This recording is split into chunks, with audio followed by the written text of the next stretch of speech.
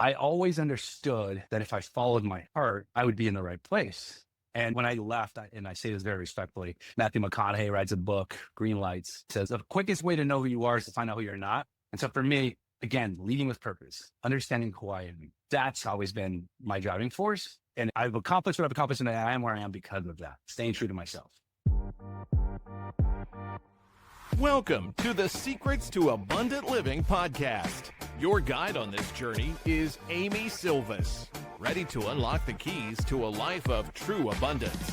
We're diving into everything from financial freedom and optimal health to meaningful relationships, geographic freedom, and everything in between. It's about creating a life rich in experiences, purpose, and joy. Get ready for empowering conversations, expert insights, and real-life stories that inspire you to live abundantly. If you're ready for the secrets to an abundant life, hit that subscribe button now, and let's get started. Welcome to another episode of the Secrets to Abundant Living podcast. My name is Amy Sylvis. I am your host. I'm also the founder and principal of Sylvis Capital. And I have another incredible USC Trojan guest with us today. Dr. Cabrera and I have actually kind of crossed paths off and on, but most impressively, I saw him just a few feet from my window on January 1st on a roast parade float, which was so cool. But that is just scratching the surface of some of the amazing things that Dr. Cabrera does. So welcome. I'm so excited that you took the time to join us today. Oh, thank you, Amy. And you play such a big role in USC, right? In the alumni organization. And I see you everywhere. I know you saw me on the roast parade, but I see you everywhere as well. Football games, you're on the field, you're doing so much. So it's incredible. And a few times that you're not caught up, obviously, you have a great heart. You lead with integrity. And it's amazing to be here. Thank you so much for having me. Oh, how flattering. Thank you so much, especially coming from you. For those who don't know who you are, they should know who you are. But if they don't, can you tell us a little bit about your story? Because it is so moving. Yeah, definitely. First and foremost, I think I'm a regular guy, so by no means am I anyone special. So I always like to lead with that. I'm just grateful to be in a position that as I am and just play the card that life has given me, right? Is the old saying. I'll start at the beginning only because I feel like it's relevant to my story. Yeah. I'm an immigrant to this country. We immigrated when I was 9. I was raised by a single woman who's incredible. She was a Proverbs 31 woman. So anyone that was involved in church or religion, Proverbs 31 describes the ideal woman. And I don't mean by physically, I mean by spiritually, right? Who they are, how they live their life, from faith to how they walk in life and raise their children, et cetera. I was grateful to be raised by a woman who instilled entrepreneurship in me at a very young age, mainly because of a need to put food on the table, right? We used to go door to door, knocking on doors and selling little trinkets. So at a very young age, I understood value proposition, product placement, and then pricing, right? And the market said yes or no by slamming the door on me or buying a little thing from me. So I grew up in a very humble environment, but I don't say that to tug on any hearts. I say that to say that I'm grateful. Gratitude is the one thing that really drives me. Went off to college, like a good immigrant does. In college, September 11th happened, or the events transpired. And so for me, I felt an innate sense to give back to our country, the country that had given my family and I so much already up to that day. And against the advice of everyone, I went and I enlisted. So I probably served the military, active duty for my enlistment. When I left, I wanted to continue that servitude. And I said, listen, I'm going to stay in the military. So I joined the reserves and stayed in the military reserves. And I additionally joined the United States Border Patrol, where I served for 14 years before I medically retired. Recently, I retired from the Air Force Reserve after 22 years. But along that journey, I've had a lot, like you mentioned, Amy. I've launched a few businesses. I've continued my education. And after leaving my federal occupation due to injuries, I've now gratefully found myself in corporate America, and I get to continue to protect others through the cybersecurity solutions that Cisco builds. But that's my story in a nutshell. So inspiring. Talk about the American dream. You mentioned gratitude a few times. Thank you so much for your service and what you've given to our country. We are better because of incredible people like you. I was actually talking to someone overseas, and they were mentioning how fortunate we are for people to want to come to our country, right? What a tremendous benefit. So I love that. We talk a lot about abundance here, and you touched on several things about your history. I suspect one of them is gratitude, but can you tell us a bit more about what abundance feels like to you, because you've done so many amazing things. How do you look back on that? Great question. And I think so. I had an opportunity to be on campus last week. I'm part of a CAP program, right? Career Advancement Program at USC, where I have the honor of mentoring young undergrad students. And I think for me, having that conversation, we had this exact conversation. How do you lead with gratitude, the abundance mindset? And it's sometimes difficult to have an abundance mindset depending on the situation that you find yourself in. But the one thing that we talk about, and then I learned through research, right? Going back to my doctoral journey, we talk about positionality. And positionality, when you look at positionality, you say, okay, I might not have the ideal, what I assume to be an ideal platform. And that could be anything. It doesn't have to reference money, gender, or place in life. It could be anything. I could simply be Hector, who has a father who founded Instagram, right? And that would be my platform. Or I could have a father who launched a tire shop and I would have access to that. But positionality, I think when you really look at it and say, okay, let me take a step back. And although the situation might feel like everything's crumbling down on me, right? Whatever that is, I just got laid off. And I was actually just texting a few friends who were going through some things this morning. And I shared an anecdote with them that my mom shared with me. And the one thing is, oftentimes as human, we want to quickly get out of that situation that hurts, a situation that's uncomfortable. We want to leave that bad manager. We want to leave that toxic environment or that role that we don't like. But the question is why, right? Sometimes we need a little bit of both, highs and lows. We need to sit in that position and take from that what we need to learn from it. And so when we look at the positionality, I still have a job, but it's toxic. I understand that. I'm educated. It's another positionality, right? I'm in America, as I mentioned, an incredible country that people are fighting tooth and nail to come to. Food in my belly from lunch. I have abundance and I have a few things to be grateful, even in this situation. And what can I learn from this? So I think for me, I've always looked at it from that filter. And in the military, I shared this with someone recently too. I said in the military, whenever you're placed in a combat situation, you always address yourself, right? You say, hey, am I shot? No. Can I still fight? Yes. And if the answers are, I'm still able to move forward, regardless of what the scenario looks like, you're still in the fight, so to speak. So hopefully that resonates how my mind works around gratitude and abundance and driving forward.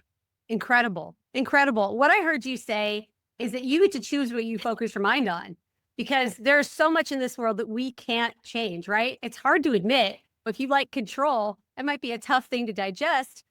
But in reality, maybe you can't control, like you said, maybe your job, your environment, your circumstances. You mentioned you had to medically retire. That must have been very difficult, but you do get to choose where you set your focus. And like you said, throughout human history, how many people could have said, I have a roof over my head. I am fed. Maybe I'm fed too much. I have friends.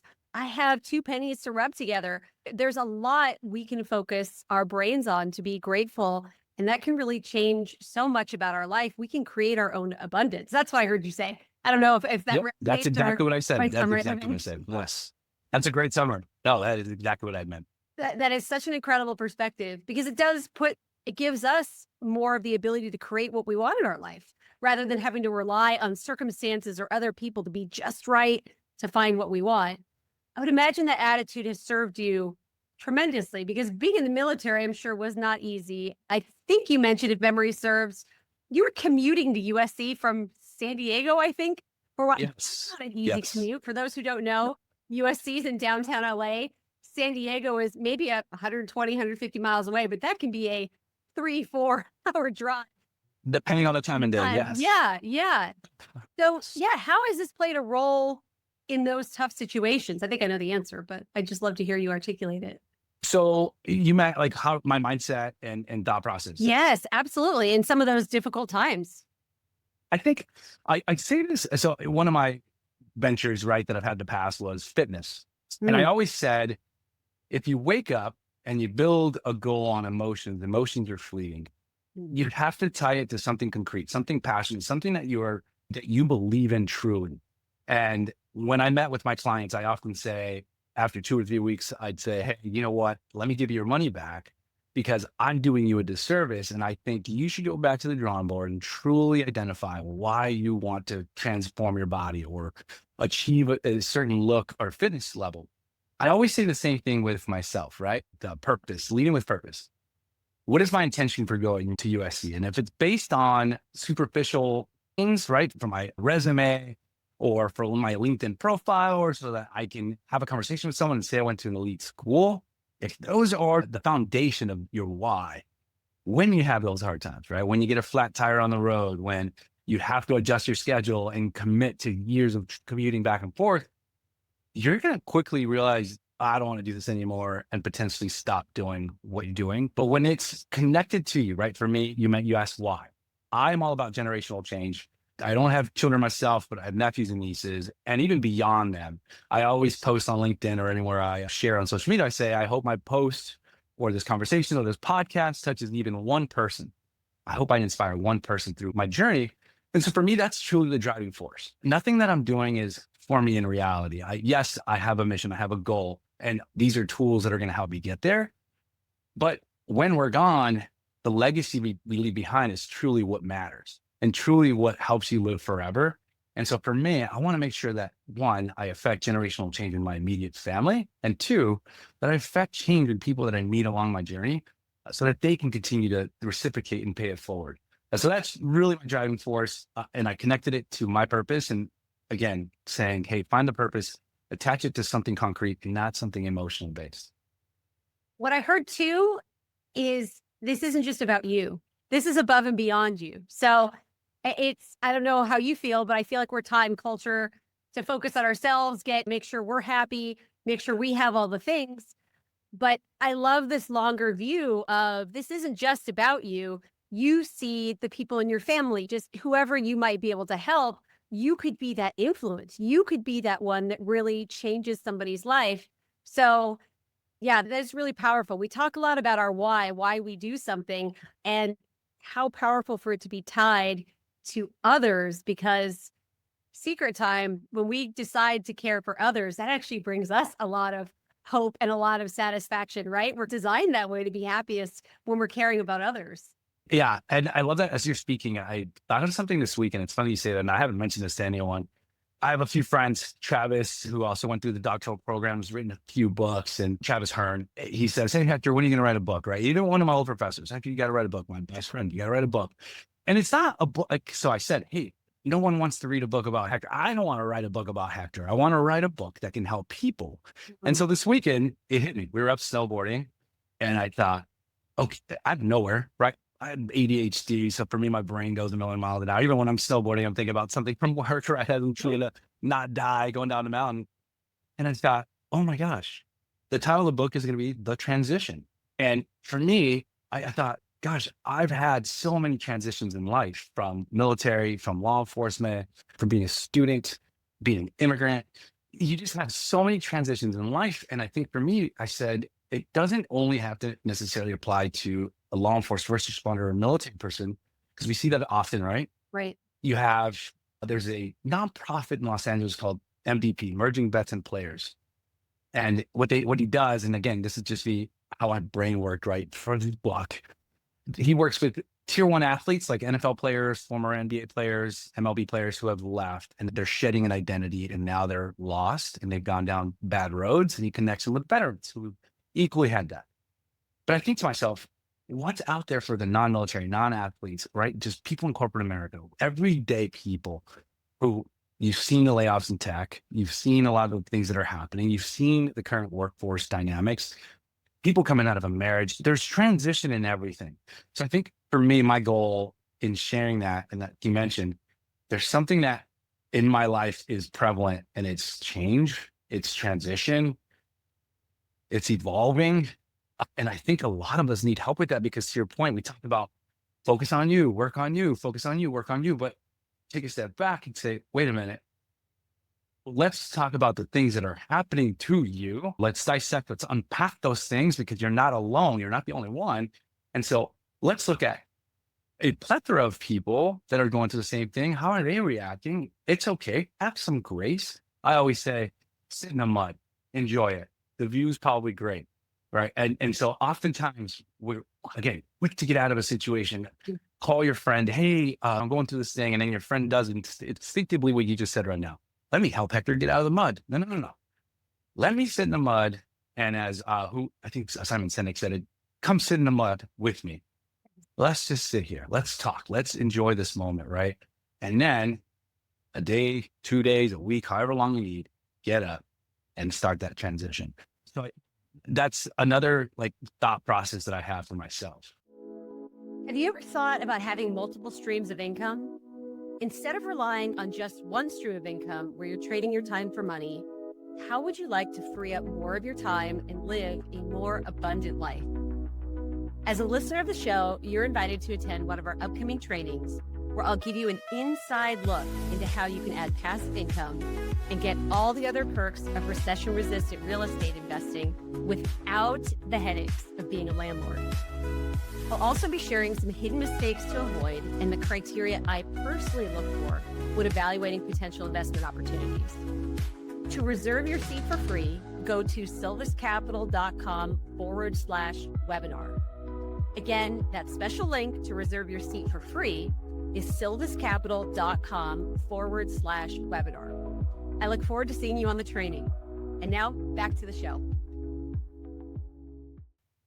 That's great. I'm excited for your book. I'll be first in line. Bother you for an autograph copy, and hopefully you share some of your profound stories in that book as well. I'm sure you'll have enough voices poking and prodding you, encouraging you to do that. But that empathy piece, I think Brene Brown talks about that as well. As sometimes when people are going through hard things, it's not necessarily about rescuing them, but sitting alongside of them and being curious and hearing what folks might go through and the growth that can happen there. I'm curious for you, because clearly in order to achieve what you've achieved, you've had to grow. This doesn't happen by you just being the same Dr. Cabrera that you were 20 years ago that you are today. Has that changed? Has that journey, have you found yourself redefining what abundance means? Or is this kind of a definition that you've always had with you and it stayed the same? I'll respond. Thank you for that. I'll respond that in 3 different parts. Okay. You and I had a conversation, right? And I said, and I even said this over the weekend to some friends, I said, nothing in my life has ever happened by chance. I can proudly say I've never just woke up and, I fell into this gig and here I am 20 years later, or I happen to do this and I'm doing it for 20 years, right? And I said that because I said, how horrible would it be to live a life where you wake up, you dread your 9 to 5 and you live for the weekend, or you live for those moments in the evening? Like that's your entire, 20, 30 years of your life. And so for me at a very young age, and I think because of the situation I was placed in, I said, there's got to be something better, right? And what's better? What's that better? Without me knowing, I was understanding who I was. And I was, I like protecting people. I like running towards danger. And when all that happened, I ran towards that. And I can proudly say for that 14 years, and I used to tell my old partner this, and you can quote me on this. I used to say, listen, partner, the day I come to work and it no longer fulfills me, I will turn in my badge and gun. Yeah, sure. I said to my friends this weekend, there were days where we went out, I was younger, and I said, I'm tired, so I'm going to take a sick day. But it didn't come from a place of dread, a place of not wanting to go to work. Right. And I said this to you last week. I said, I have always been intentional. And even when I had the transition from law enforcement into the corporate space, I wanted Cisco. Cisco was that dream company. And I said, I'm going to do anything and everything to get there. But I understood that I had to work on me, to your point. Hector, coming out of law enforcement, maybe he could have leveraged some of his education and prior entrepreneurial ventures to get in. But I said, you have to grow in order for you to be that person that Cisco wants to hire. And so I met with over, like I said, 1,000 people on LinkedIn. And I asked, what is that person? What does a salesperson or business development person, someone in the sales organization look like? What does success look like? What's the archetype of that person that Cisco wants? And when I found that out, right, well, they have to have this skill and that skill and this skill. Those are all skills that I could control. I already had and possessed all the other ones, empathy being one of them, right? One of those soft skills. In sales, you need empathy. And so for me, I think, again, leading with purpose, leading with that, I always understood that if I followed my heart, I would be in the right place. And when I left, and I say this very respectfully, Matthew McConaughey writes a book, Green Lights, and he says the quickest way to know who you are is to find out who you're not. And most people who come out of business school go into consulting or finance. And I said, I'm neither one of those people. I love sales, but not the type of sales that people understand, like a used car salesman, right? Not that. I mean, like higher level sales where I'm working with people whose our solutions are going to affect their lives and their customers' experience, et cetera. And so for me, again, leading with purpose, understanding who I am, that's always been my driving force. And I've accomplished what I've accomplished, and I am where I am because of that, staying true to myself. That's incredible. That is a North Star that not many people have the gift of finding when they're young. Maybe if they're fortunate, they get that a little bit older. But yeah, that need to, that's so interesting. I'm trying to find the words, but that need to really kind of mold yourself. As you said, we're spending 20 or 30 years, maybe even more working. And the incredible reward of knowing what fits you, how to give back. We should all be so fortunate, but it shouldn't be something that's so out of reach. By following that, right. By following that North Star, you should be able to find that. Mm. And I think it's sad, correct me if I'm wrong, and maybe this is just me pontificating here, but I think the common trend is that a lot of people say, yeah, I really don't know what I want. And I really just got into this. And you almost feel bad saying, I almost feel bad saying, I've never felt that or been there. And not from a place of an elite mindset or because I'm different, but I was intentional. Like, for instance, we talked about, I journal. So my journals here in the morning. Yes. I sit down and I have a process, and that's one of the things. So I'll mention this. And I was just mentoring someone before this call. And I said, look, everything in life has a process. If you're going to make a peanut butter jelly sandwich, you need bread, you need jelly, you need peanut butter. And I don't care which way you start, you're going to start with at least a slice of bread on one side and a slice of bread on the other side with jelly and peanut butter in between. You're not going to have jelly and peanut butter on the outside of that bread because then it's going to be a mess, right? And so it's a process. Most people wake up in the morning, and I'm not talking about habits, love the Atomic Habit book and all that. But if you don't have a process in your life, how you do things, how do you expect to develop habits or land a job, the dream job, or land the dream partner that you want? And what my process is, that you wake up in the morning. What is the process? You feed yourself, right? You take care of yourself. You go to the restroom, you brush your teeth, you floss, or whatever you do. You go out, you give yourself water, you give yourself food. You go to the gym, you come back, you sit down, you're intentional about your day. You meditate, you journal, and then you attack the day. You say, these 10 things I must accomplish in order for my personal life to be improved. Because you and I both know when I get to work, I have another checklist here, and it is dictated by my employer. And so I have a checklist for myself and a checklist for my employer. And both of these ensure that Hector can be here to be and do what he does best. But yeah, it's sad that culture doesn't talk about that. It almost supports you being sad, depressed, unknowing what you want to do. It's almost like normal to be there. It's okay. No one knows what they want to do. It's okay. No one does. Have some grace. Go party. It'll be better on Monday morning. Right, right. What I'm hearing is that you're very intentional about this. I think, hopefully I can articulate this, but I think we've all heard the story about trying to fill a vase with big boulders of rocks and then sand. And how do you put all this together so people figure out if the big boulders are rocks you put in the vase, if I'm telling the story right? Those are the most important things in your life, and they may be your own happiness, career development, personal relationships, fitness, health, and all that. You put that in, and then you organize the sand and the other aspects of the other things going on in your life that can really mold itself around those top priorities. And you can end up filling the vase with all of the rocks and sand that you have. I butchered that, but you all get the. Yeah, that makes sense. Everyone gets that. No, everyone gets that. But the point is, what you just mentioned about these systems and processes is that's how you get it all done. That's how you're intentional, and you can define what abundance means to you. We talked last week. I hope you don't mind telling the story, but you talked to me about how passionate you are about your job, how fulfilled it makes you. And you were almost, I don't want to say apologetic, but you were just like, this is what my life is. But I relate to that so much because we're fortunate enough to love how we spend our time and love that we do what we do.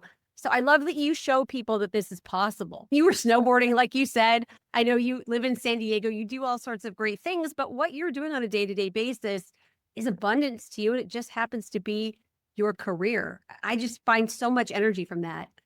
Yeah, no, you probably heard the term saying, find what you love and passion, or you're passionate about, you'll never work in a day in your life. And I think that Mhm. that is that is not an abstract that works for me, because Right. I'm the one that says you'll work more and you'll work harder than you ever have worked in your life because you're so passionate, right, about it. And so for me, to your point, I said, you asked like, what hobbies do you have? And my response was, well, I know this is going to sound abstract, I said, but my hobby is what I get to do every day. And Love I that. genuinely mean that. And when I was at USC last week, some of the students asked, what's your favorite thing you can do? And it's this, I get to wake up, work for the number one company in the world in that space, right? And I get to log on, talk to amazing customers, work with incredible people, have the best culture. Even if it wasn't here, right? Even if I wasn't here, as long as my purpose was aligned, I'd say that to you. And I would have said that when I was in law enforcement. I would have said that to you when I was in the military. I get to do this. I'm excited. Everything outside of that, to your point, I'm grateful to you. I also understand when you talk positionality and intersectionality, I know that I'm in tech. I know that I have incredible education and I have the ability to go snowboard and do certain things that, to your point, fill my cup so that I can, on Monday morning, pour into others as much as I possibly can. So for me, I'm so grateful to be where I am based on all of that, like I said. And it takes time. Mhm. Nothing, and I think that's the one thing that we all have to have is grace. We have empathy, which is something we give to others, and then grace is what we give ourselves. Mm. Give yourself have some grace. We're human. We're gonna make mistakes. We're gonna have lazy days. We're gonna have days when we don't want to go to the gym, and when we do go to the gym, and all we do is literally walk around, maybe walk on a treadmill. But guess what? You're there. You showed up, and 90% of life is how you show up, right? That mental game, the fortitude, 10% of what happens to you. And then how you respond to it is 90%, right? You said that earlier. Mic drop. I love it. I love Yeah. it. So you mentor, which is incredible. You very intentionally give back. Speaking again about how intentionally you live your life. Our audience are often people in their 30s, 40s, 50s, 60s who have found out that maybe culture wasn't honest with them, that they were told that climbing the corporate ladder, maybe not at an ideal company, or sacrificing their own kind of joy where they don't feel like they're really able to give back in their role. They just are looking for more abundance in their life. What, Dr. Cabrera, wisdom would you give to folks who want maybe to have 1%, 2%, 3% more abundance in their life, but they're just not even sure where to get started? I'd say, and so thank you for that question. Mhm. I'll give you another personal anecdote only because I want to talk from my experiences. So I used to lead young men, and I say young men because that's what I had, right? That I led. And the one thing I always said to them, I said, hey, in the morning when you wake up, you walk into the restroom, turn the light on. The very first person is yourself, right? And then the person in that room, in a normal setting, obviously, but you're there, it's you. And that's the person that you're accountable to.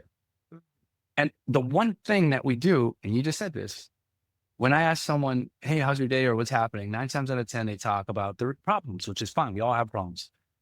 The credit card companies are calling me. My boss is on my butt, right? I've got to do this for whoever. I've got to do this for whoever. And 90%, 99% of the time, oftentimes people's problems or the things they talk about are external issues. And we don't sit down and say, wait a minute, forget all those people. When I ask you, how are you doing? Let's talk about you, right? All of that will happen later. So I say that to say that and I just had this conversation with my girlfriend this morning.